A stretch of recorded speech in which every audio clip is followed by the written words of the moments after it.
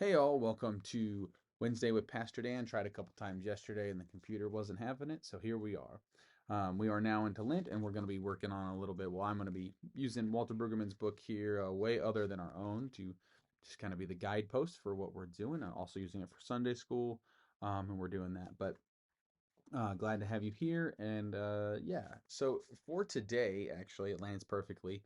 So maybe it was good that it didn't work yesterday. The conversation, the scripture was about the flood and Noah and God and what happens. And in that, God says, "When I bring clouds over the earth and the bow is seen in the clouds, I will remember my covenant that is between you and me and every living creature of all flesh, and the water shall never again become a flood to destroy all flesh." Okay, so God's talking about this reminder. And the rainbow, we always kind of think, oh, it's a reminder for us. It's actually not. It was a reminder for God that God was going to do what Walter calls this second effort.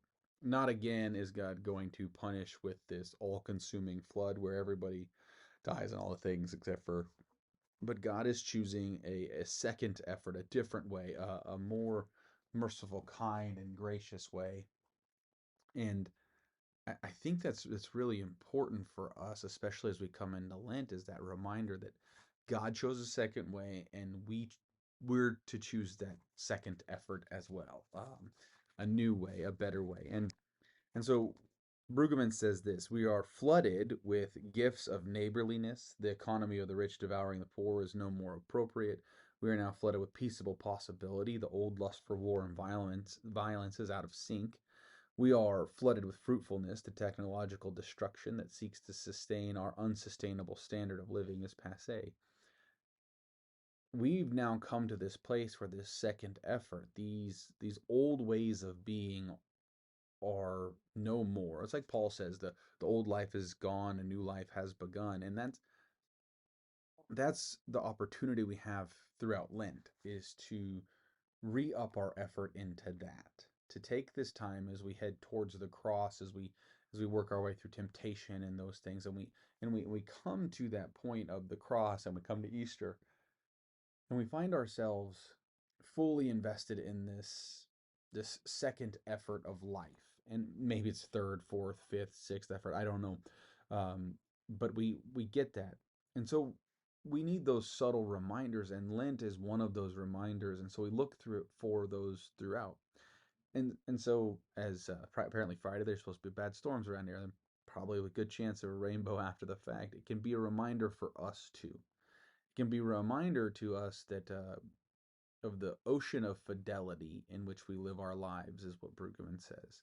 Where we're left dazzled by God, who has made a new resolve about creation. We're left aware enough to notice the regularity of gift giving creation. And we're left grateful that God gives and gives and gives, and keep in keeping with God's own pledge for fidelity.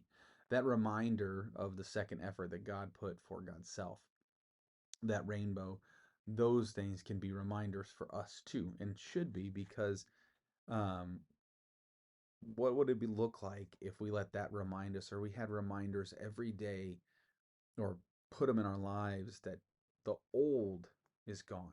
Lent is our time to process and find the reminders that the old is gone and the new is coming, and we need to work more and more each day to live into that new, where neighborliness and peacefulness and fruitfulness are the realities, not the old things of the devouring of one another, the violence, and the destruction of all of that stuff around us, but to find that new way and redouble in a second effort.